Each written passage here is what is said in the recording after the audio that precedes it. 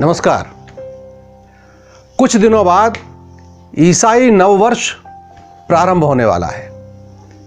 Europe से ज़्यादा भारत में उसका जश्न मनता दिखेगा। कोरोना काल की विभीषिका के बाद भी लोग आधी रात को सड़कों पर शराब पीकर झूमते दिखाई देंगे। कई जगहों पर तो दिवाली से कहीं ज़्यादा रंग बिरंगी आतिशबाजी से आसमान ढक सा जाएगा। किसी के दिमाग में यह सवाल नहीं आएगा कि ईसाई मान्यता के अनुसार ईसा के जन्म से नया वर्ष प्रारंभ होता है, लेकिन कोई तो समझाए कि ईसा का जन्म तो 25 दिसंबर को हुआ, तो फिर ये 1 जनवरी क्या भला है। और एक विचित्र बात कि वे 25 दिसंबर को बड़ा दिन कहते हैं, जबकि भूगोल बताता है कि मकर संक्रांति अर्थात 14 जनवरी से तो दिन बढ़ना शुरू होता है और सबसे बड़ा दिन 21 जून होता है। सच तो यह है कि अंग्रेजी वर्ष न तो वैज्ञानिक है और न ही ऐतिहासिक। सच्चाई यह भी है कि पश्चिम में अधिकांशतः सर्दी रहती है, इसलिए उनकी काल रचना सूर्य केंद्रित है। इसके विपरीत अरब के रेगिस्तान प्रायः तपते ही रहते हैं, इसलिए उनकी कालगणना में चंद्रमा की शीतलता का अधिक महत्व है। इसी कारण उनके कैलेंडर अधूरे ही रह गए। एक समय था जब दोनों ही साल में 10 महीने मानते थे। बाद में पश्चिम ने तो भूल सुधार कर उनकी संख्या 12 कर ली, पर मुस्लिम कैलेंडर आज भी जस का तस है। यही कारण है कि कभी ईद सर्दी में आती है, तो कभी गर्मी में, तो कभी बरसात में। ईसाइयों द्वारा 10 महीने के स्थान पर 12 महीने किए जाने की भी बड़ी रोचक गाथा है। यह कार्य हुआ 532 ईस्वी में जूलियस सीजर के राज्य में। अतः इसे रोमन या जूलियन कैलेंडर कहा गया। कैलेंडर बनाते समय संत अगस्त के नाम पर एक महीना बनाकर उसमें 31 दिन कर दिए गए। इस पर शासक जूलियस सीजर की भौहें तन गईं।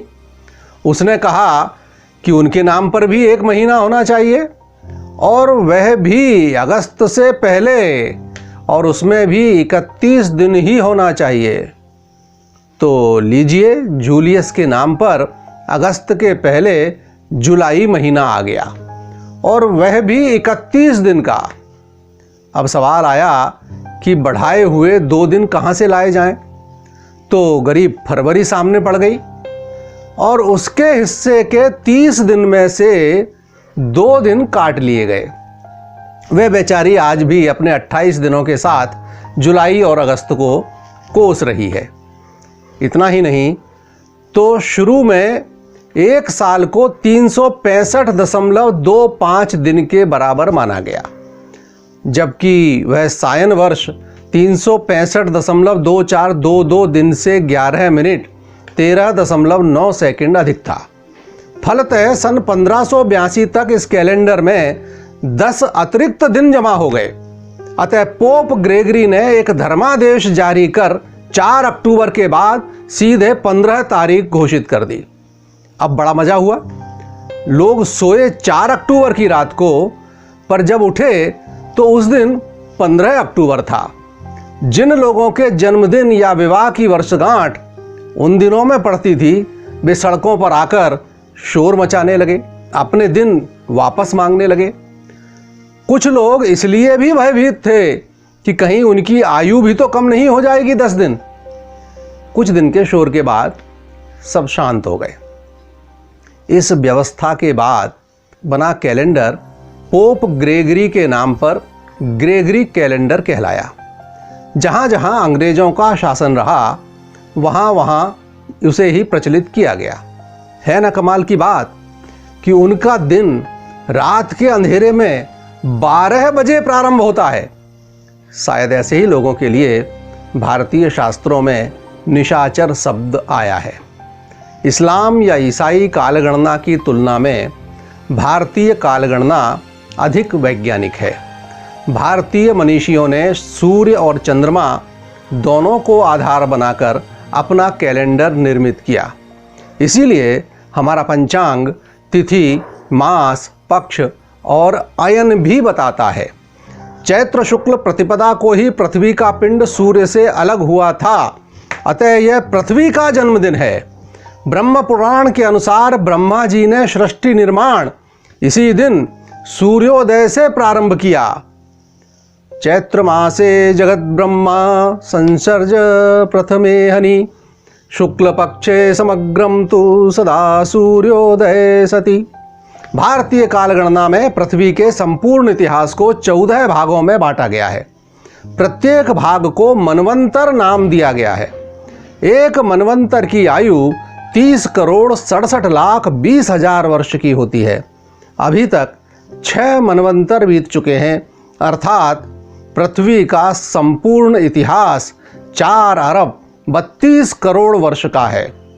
विश्व में प्रचलित सभी कालगणनाओं में भारतीय कालगणना प्राचीनतम है। इसके साथ ही इतिहास की अनेक महत्वपूर्ण घटनाओं का साक्षी भी वर्ष प्रतिपदा रहा है। त्रेता युग में श्री राम और द्वापर में युधिष्ठिर का राज्याभिषेक इसी दिन हुआ था। उज्जैनी के महान सम्राट विक्रमादित्य ने विदेशी शकों को हराकर इसी दिन राजधानी में प्रवेश किया था। उसी स्मृति में विक्रम संवत प्रारंभ हुआ।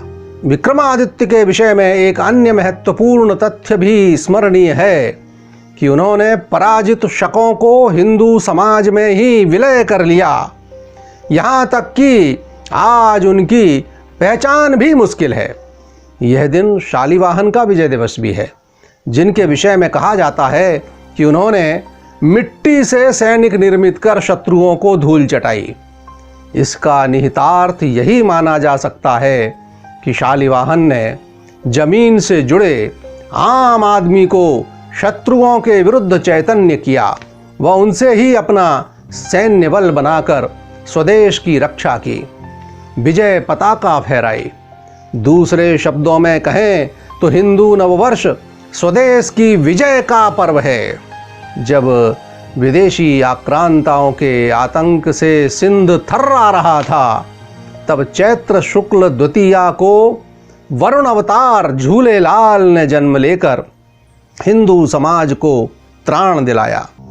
सिख परंपरा के दूसरे गुरु अंगद देव जी का प्राकट्य दिवस भी यही वर्ष प्रतिपदा है। महर्षि दयानंद सरस्वती ने वैदिक मान्यताओं की पुनर्प्रतिष्ठा हेतु आर्य समाज की स्थापना भी इसी दिन की थी। संक्षेप में कहें तो भारतीय काल गणना का प्रत्येक संवत्सर वर्ष प्रतिपदा से ही प्रारंभ होता है। सृष्टि संवत से लेकर कल्पाब्द, युगाब्द, वामन, श्री राम, श्री कृष्ण, युधिष्ठिर, बुद्ध, महावीर, शंकराचार्य, शालिवाहन, बंगला, हर्षाब्द, कलचुरी, फसली, वल्लभी आदि सभी संवत्सर इसी दिन से प्रारंभ होते हैं। तो आइए विदेशी जूठन को छोड़कर अपने महान पुरखों से जुड़ें और कुछ नहीं तो नई पीढ़ी को अपनी तिथियों और महीनों के नाम तो अवश्य बता दें। ये कहानी नववर्ष की आज प्रारंभ हुई है। अभी हमने यूरोपीय नववर्ष के विषय में जाना और उसकी तुलना भारतीय नववर्ष से की। अगले अंकों में विक्रम संवत, शक संवत और झूलेलाल जी के विषय में चर्चा करेंगे।